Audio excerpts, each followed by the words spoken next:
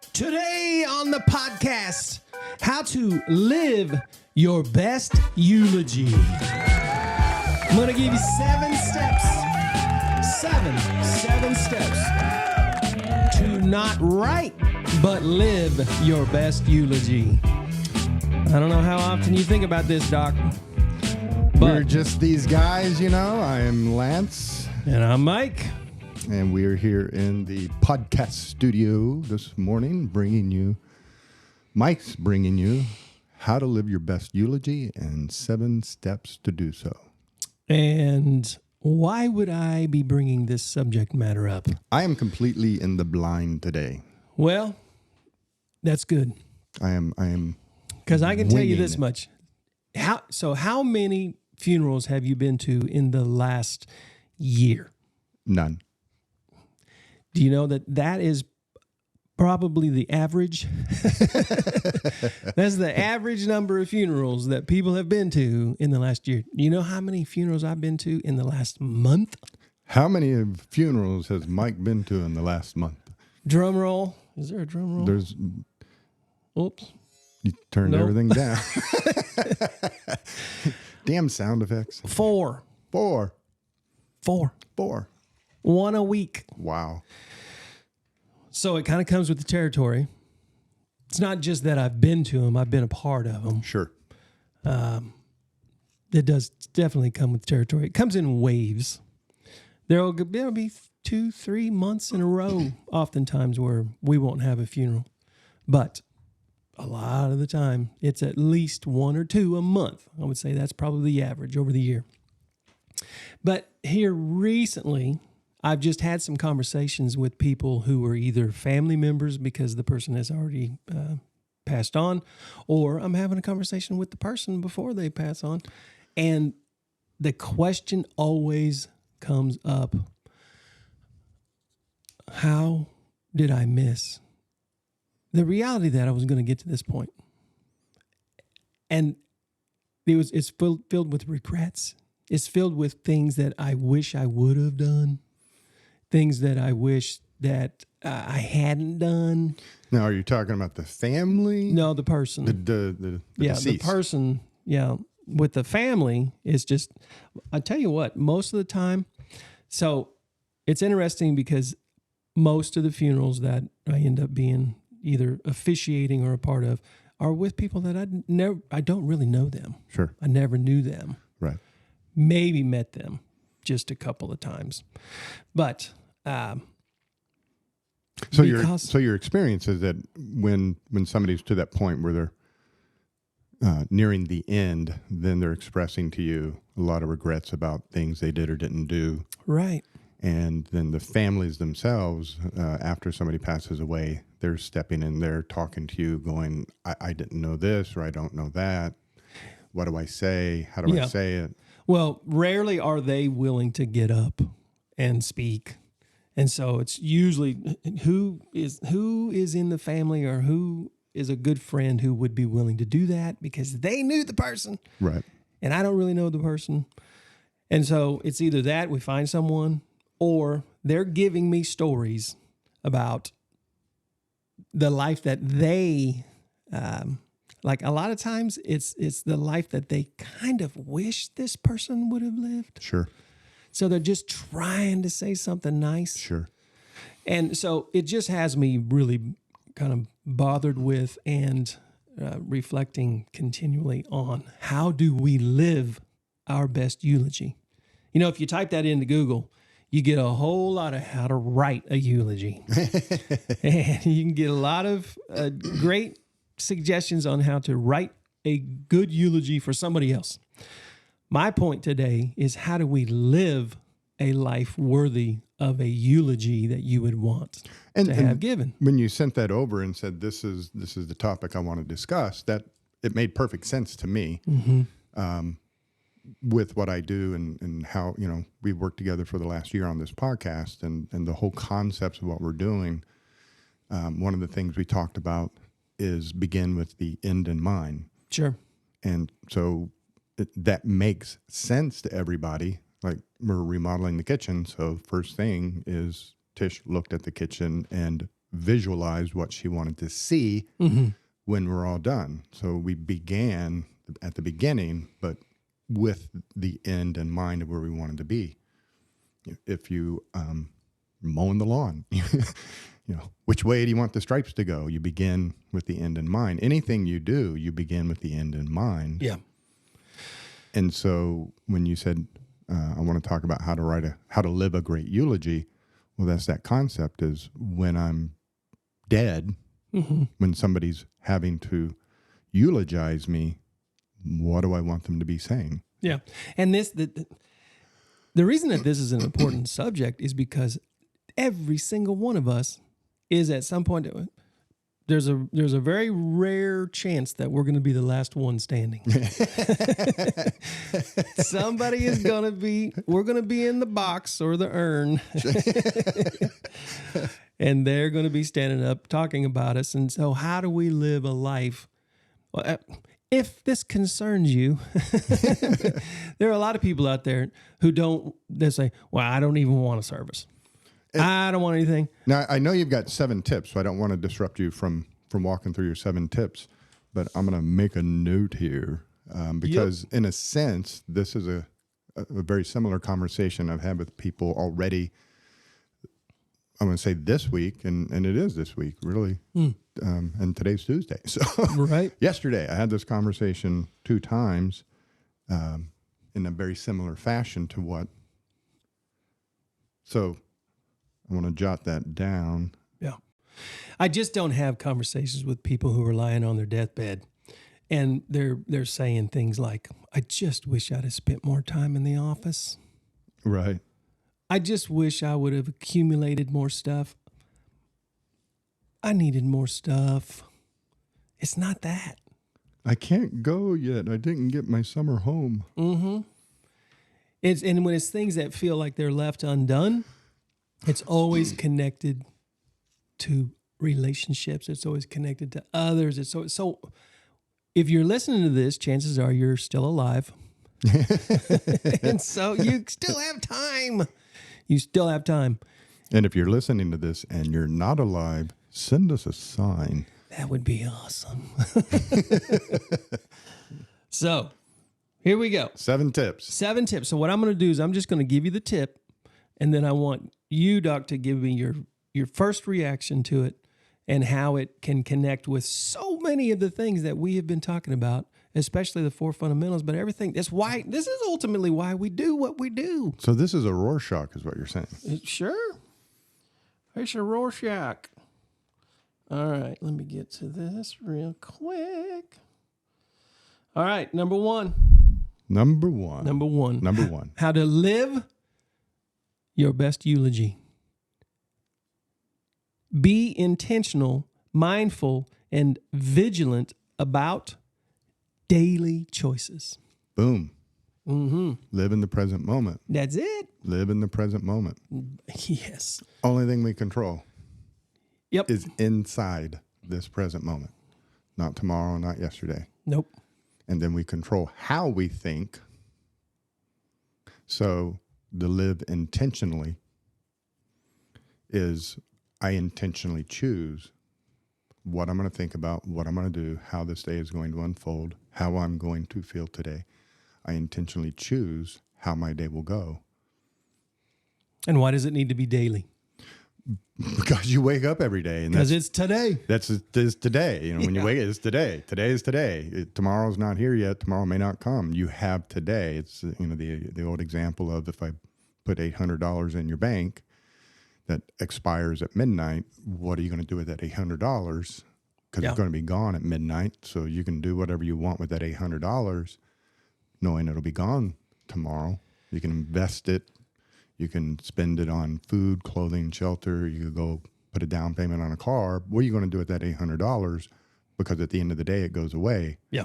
And that's the analogy of most people have about 8 hours free every day, before and after work.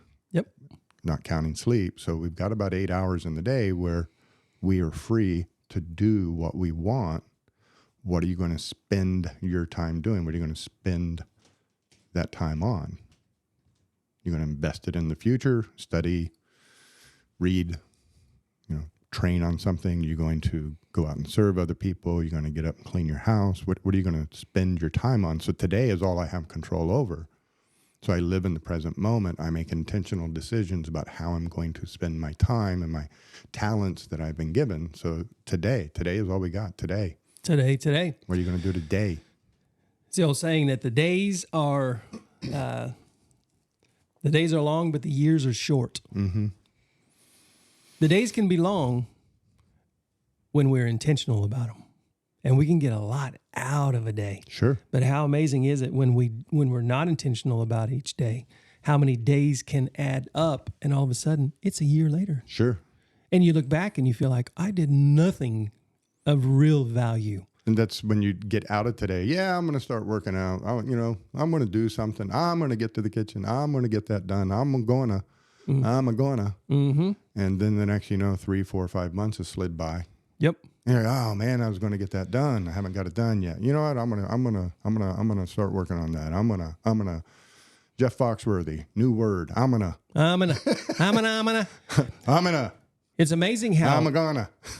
I don't know anybody who would admit that this is their life motto, but if it boiled right down to it, this is how we live. Why do today what we can put off till tomorrow? Exactly. So it's a daily thing. Number one, be intentional about our daily lives. Number two, love loudly, deeply, and fully. That's a good one. That it really is. Did you think of these all on your own? No. Oh, you're supposed to say yes.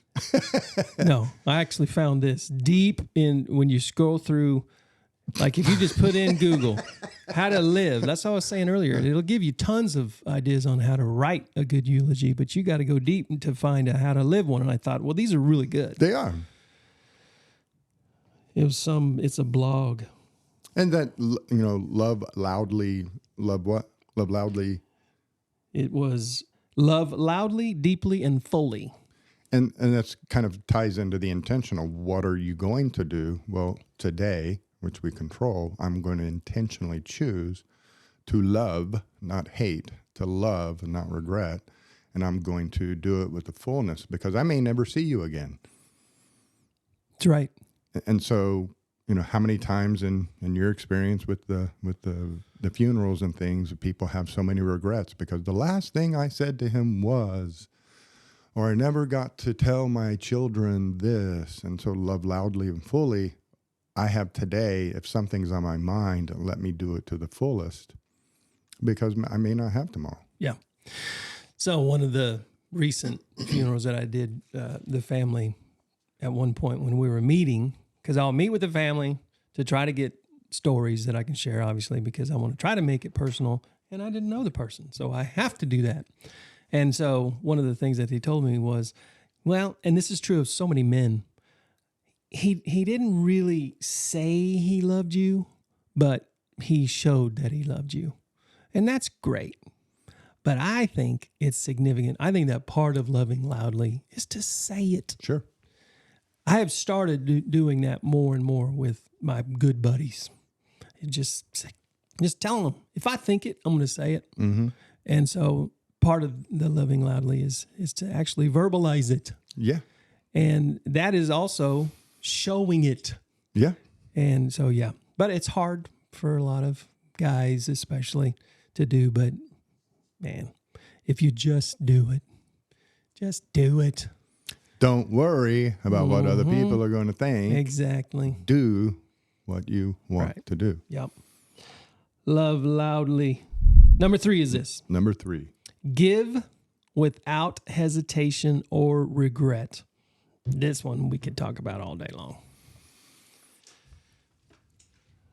I believe with every ounce of my being that one of the greatest ways to live a good eulogy is to live a life of generosity, because that is what gets us out of ourselves. That is what keeps us from being at the end of I've been to enough funerals where people have struggled. Here's the worst case scenario. the family wants to open the floor up and have people share, Sure. and nobody shares. Right. Because this wasn't now, if this person lived a generous life, you can't have enough time. Mm-hmm. Like a true generous life where they are there because this person was a part of their benefit, that they were generous to them. And it can be generous in so many ways. Sure. Your time. Yeah, the first thing that comes to mind, give generously, is money, and that's where people start to clutch their wallet. Right. You want me to give away my money, but what am I going to eat? But there is, yes, if you have money, you're not going to be here tomorrow, Right. and it's not your money anyway. Can't take it with you. So, they can use it. Give generously, help other people out, give of your time. Yep. And I've found, I think that's more important to people. It's one thing to walk up to somebody and hand them $20. It's another thing to walk up and sit down with them and hold their hand and talk to them.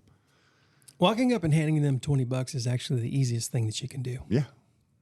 Because then you get to just walk away. You get to walk away. The most challenging thing and the most beneficial thing, by the way, for them Sure. is your time, Mm-hmm. your attention. That's also a part of loving loudly. Right. Is you're beyond you don't get stuck in your own little world, your own little selfish world, and you're just living that life that is God honoring and one that will make one heck of a eulogy.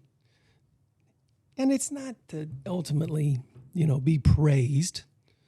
It's so that they can celebrate. So that the people at your service can actually be there and be filled with hope and be filled with joy, even in the middle of that loss, even in the middle of the pain. They can celebrate. There's a difference, I'm telling you, after officiating well over 300 services and being a part of a whole lot more. There's a huge difference when you're memorializing somebody who has lived a selfish life versus a selfless life. Well, you took it to some place that didn't even cross my mind. I'm thinking eulogy. So how do I live my life so that at the end, it was a life well lived, and the eulogy writes itself. But you just brought in, how do I live my life so that at the end of my life, other people have a positive experience at my funeral. Sure. And so they're celebrating my life on earth. They're, because of what I brought to them, I'm now dead, but there's joy in remembering me. So that's an interesting spin. I didn't even think about that. Yeah. Yeah, because if you want to finish well, that's what takes place. Does that make sense? Yeah. I mean, could you imagine, a Super Bowl win and the fans are not excited about it? Yeah. They hate you so much. You won the Super Bowl. They walk out and don't stick around for the celebration. Yeah. The fans don't enjoy, your team. Yeah. And so the game's over, but everybody leaves. And in this analogy, when the Super Bowl's over, the fans are celebrating, they're excited and they're happy. And even the losing team, when they go back to their city, the fans come out and celebrate, and because the team gave something to them in terms of entertainment, joy, blood, sweat, tears on the field, and so the fans give back and they enjoy that. So that's an interesting thought. That wasn't where I was going with it all. Gotcha. Good. Well, Cool. all right. So that's number 3. Number 4 is this. Acknowledge. Now, this is an interesting little kind of a turn. Acknowledge that downtime is important and schedule it diligently. So living your best eulogy. I suppose what that kind of boils down to is not allowing the busyness of our commitments and the things that are necessary, like work, Sure. to take over all of our time. Sure. Again, it's rare that I've actually, not even rare, I've never talked to somebody at the end of their life where they've said they wish they'd spent more time at work? Again, when you start with the end in mind. Right. So as you're, doing the remodel, as you're doing the painting, you've chosen the end as a landscape painting. Yep. As opposed to a portrait. It's really important to know what I'm painting before I start painting. Sure. And at some point in that landscape, I'm going to step back. And I'm going to look at how things are going. Are the colors lining up? Is the landscape looking like what I want? The downtime, I need to go, get away from the painting for a little bit to relax and unwind so that when I come back to it, I can give it my full effort again. That there's a reason the body is forced to sleep at night. Sure. And that is, there's so much restoration and repair and even thinking that occurs while we sleep. And so resting the body, resting the mind. What's the Sabbath all about? Initially it was, a prescribed day, and in the law on that particular day, you had to rest, and there were laws against doing any kind of particular work on that day. And under the new covenant, labor to rest in his grace, live a restful life, knowing that it is finished, that he has accomplished everything. We are to now live in rest. And so there is benefit to you, benefit to your relationship with God. There's just complete benefit in resting. You worked hard, come home, sit down, relax, take a nap, think about what you're going to do this evening, then get up. Yeah. Well, God modeled it when he created the heavens and the earth. Yeah. Seventh day, he rested. He rested. We are made to need rest. So that's good. Number 5. Choose. See, this is big. And I think this is ultimately what your book is all about, what this life is all about, is the fact that we have the choice. And it says choose an attitude of optimism and hope. Boom. Mm-hmm. We can choose it. Yes. And it doesn't matter what's going on all around us. We can still choose optimism and hope.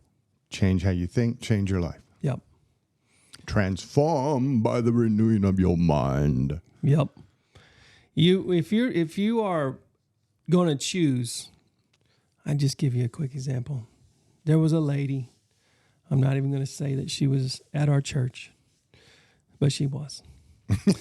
and I was walking through the lobby just last Sunday. I'm not even going to say it was Julie. No, I'm not going to say it was her. And I hope that's not her name. I did that yesterday. I said to an attorney, I said, so how was Jamaica? And they're like, oh my God, did I tell you I went? No, I didn't know. Yeah. Oh, I actually saw you. I was there too. Yeah. She was standing out in the lobby. And I knew why she was standing out there. Because the music's too loud.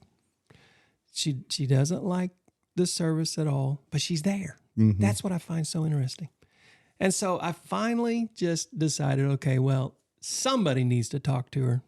Somebody needs to try to break this hard, pessimistic shell she's got. And so I walked up to her. And the very first thing, I said, how are you doing today? And she says, well, I'm here. And I said, well, that's good. I'm glad you're here. And she says, and I don't have a chair that I can sit in. She was standing at one of our round tables. And so I said, well, I can get you a chair. And then she felt like she had my ear. So she was like, and the music's too loud. And I was walking away from her. And I just said, I know. I've heard you say that before. I went over, grabbed a chair, went right back over, sat it down next to her, and then just forced a conversation. Well, before it was all said and done, she was smiling. She was standing there and she was talking about her grandkids. She was talking for a while about her son who had recently been deployed. We had a conversation. I chose to take optimism into her little world by loving loudly. And it's those moments that we forget oftentimes that we can make a difference in this world. Even if if it changes her for just a few minutes, that's great. And so I chose optimism. I chose to go in there and just, I'm a hope dealer. Right. So I wanted to just talk a little bit, and her whole mood changed. It could have changed right back when I left. I have no idea. That's not my control. But in that moment, I wanted to just share with her some love, some attention. That's the biggest thing. I think she just wanted to be known. She wanted to know that somebody cared. And so we'll see. I'm going to talk to her again next week. She's there. And you mentioned the book, and in that conversation you had with her, two things happened. One is it would seem like, because I don't know, I wasn't there, but it would seem like she was thinking in terms of violations of fundamental number 4, where she's thinking negatively. She's seeing everything she don't like, don't want, don't have. Yep. As opposed to focusing on the positive, what she does like, what she does have, what she can do. And so just listen to the conversations going around you at lunchtime or at work, and you will hear 90% of the people, 90% of the conversations have that negative spin to them, because that is so much of how the world thinks. And they don't know any better. I said don't. That's a factual statement. They don't know any better. Yeah, it's the default. And that's how they think. They walk in, the music's too loud. I don't like it that loud, and I don't have a place to sit, and so they feel negative, they feel bad, they feel whatever they're feeling is a negative emotion. Now, that's how she's thinking. What you did was fundamental number 1. She don't control how I think and feel. So I'm going to intentionally choose to love loudly. I'm going to intentionally choose to focus on the positives, and maybe in a little bit of a sarcastic way, whenever she hit you with a negative, you hit back with a positive. And in doing this, you're not only taking care of yourself so that you are going to walk away from this conversation in a positive mood rather than letting her bring you down. You're doing everything you can to hit her with positivity to hopefully pull her up to where you are. Yeah. I was asserting positivity. Yes. Yep. You were exposing her to the positive side of different events. Yep. That she had not considered because she does not think that way. Yep. And by the end of the conversation, y'all are standing there laughing and giggling, and you brought her a positive experience by presenting her with positive perspectives and a positive attitude. You were loving loudly in that moment. You bet. And that's a moment I bet she's going to remember for the next 6 months or a year. Well, that's what's going to bring her back. Yeah.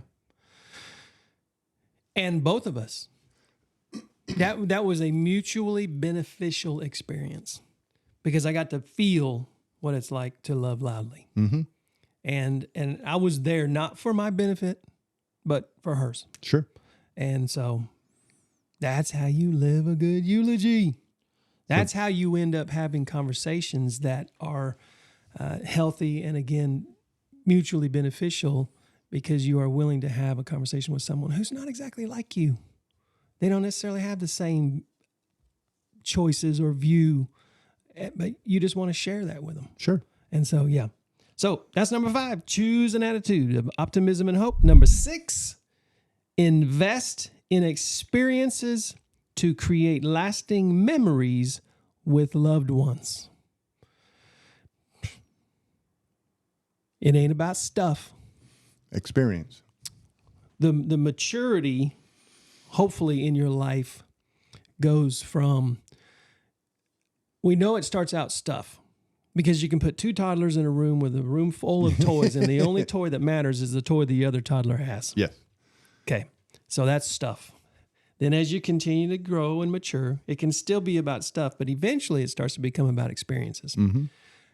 Even things like your first date, your first kiss, it becomes experiential. Yes. And And the best experiences, by the way, are relational. Mm-hmm. When we go on that vacation to Jamaica, the things that you remember are the things that you did with somebody else. I mean, if you love to get away and get off by yourself, that's great if it's like for a purpose. But we think about the people. And so it becomes, in maturity, it goes from stuff to relational. Now, if you get to the end of your life and it's still all about stuff, there might not be anything we can do for you. But you don't have to do that. You're not there yet.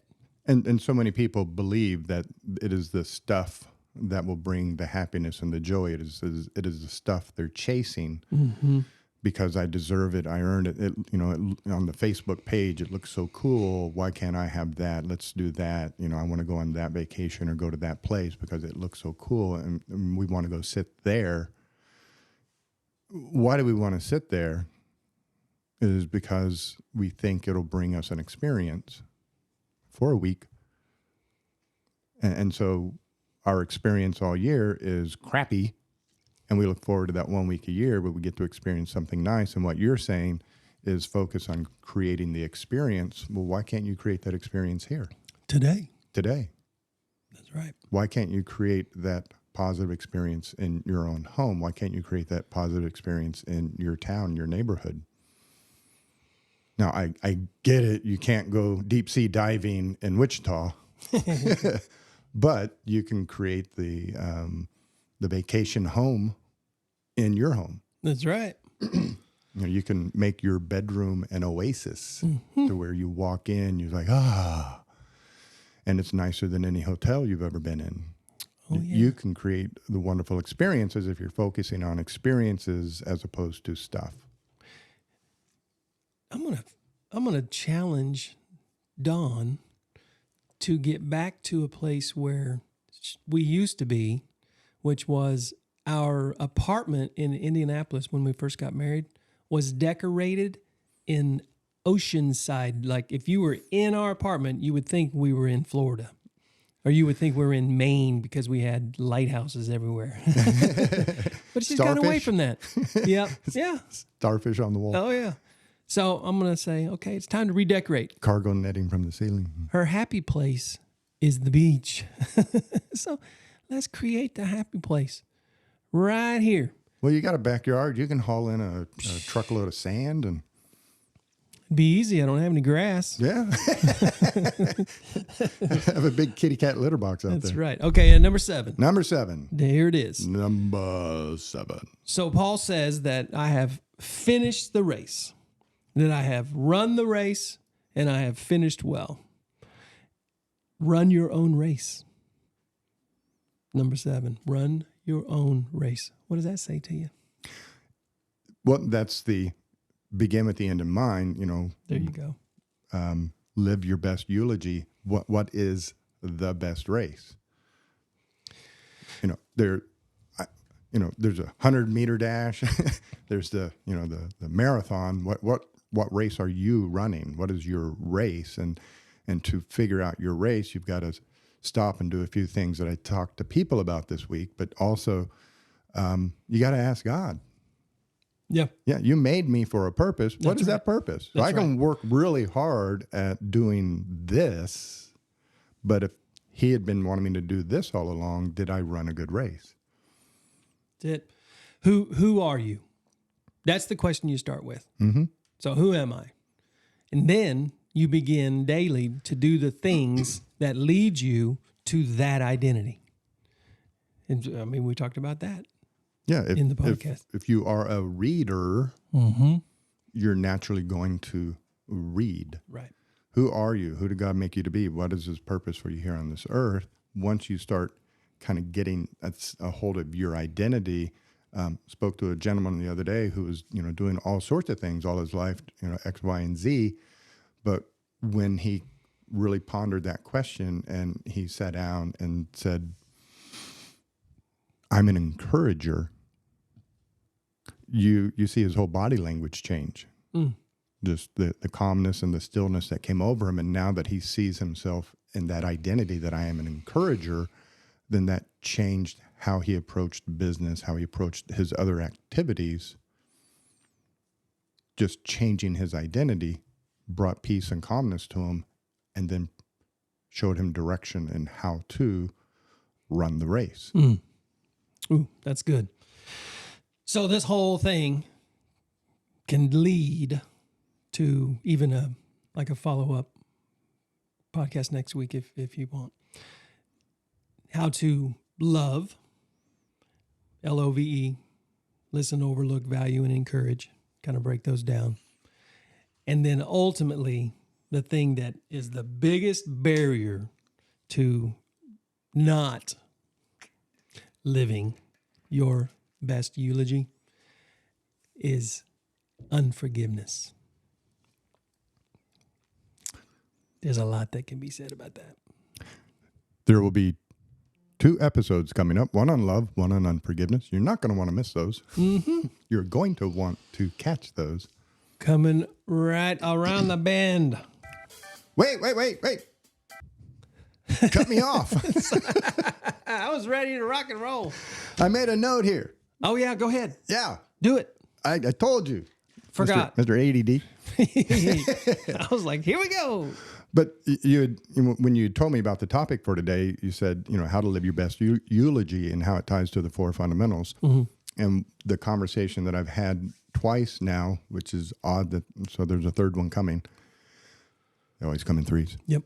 You didn't make a face. No.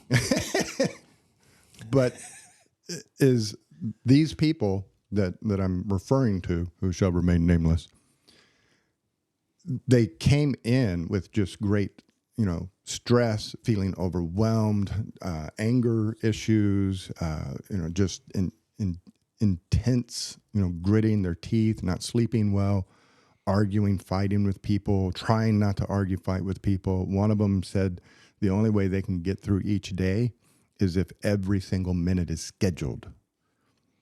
And so they walk in and their staff has been assigned the job of filling every single minute on their calendar so that there is no free time, no downtime. Otherwise, their head explodes. They just start thinking about all these different things that they're upset about or they're resentful about or they're worried about. So they really focus on keeping themselves so busy they can't think. And so after they walk through and learn how to change how they think through these 4 steps that are laid out in the book, the lovingly called the 4 fundamentals, and the book 12 too, How to Transform Your Mind. Once they learned those and began practicing them, and it's one's a woman and one's a man. Mm-hmm. So it was interesting that they're walking this journey separately but together. They have no idea who each other is, but they both came in a few weeks ago and said, "That's it?" I said, "Yeah." And then the gentleman was... It can't possibly be that simple. Said, since day one, I no longer get mad. I no longer get irritable. There's been no fighting, arguing. I get along better with my kids. I feel so much more relaxed. I have no issues. And this is somebody who they were speculating about. There was some legal stuff in the wings, and they were speculating that he had some sort of serious mental illness because his stress and frustration and temper would get the better of him so much, they thought he's got to be mentally ill. And it was none of that. And once he learned to change how he thinks, take control of his thinking, think intentionally, he began to love loudly and, love is patient, love is kind, love keeps no records of wrong. So he began... Once he started changing how he think, his whole experience changed, which then led to changing how he dealt with other people. And he's looking at his life just a few weeks after beginning and comparing it to the years and years before and said, "That's it? That's all it took?" I feel kind of foolish. No. And they both asked this question. What now? Where do we go from here? I mean, if that's all it took to get here, what do I do now? And my explanation to them was, that's the freedom. You're experiencing absolute 100% freedom. Now that you are controlling how you think, you've changed how you think from shoulds to wants, from worries to planning to dreaming, from negative thinking to positive thinking. Now you're absolutely 100% free to choose the direction in life you want to go. Yeah. What do you want? What kind of experiences do you want to have? What kind of experiences do you want your children to have? What kind of experiences do you want yourself to have, your family to have, your wife to have, your employees to have? How do you want to run a business? Yeah.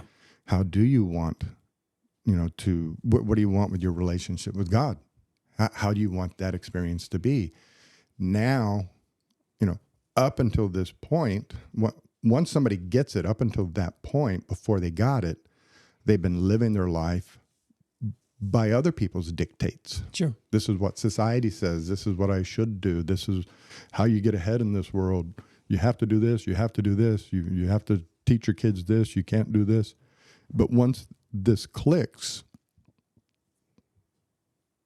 you've got 60 years ahead of you to do whatever you want and to make it however you want to be, to live your best eulogy.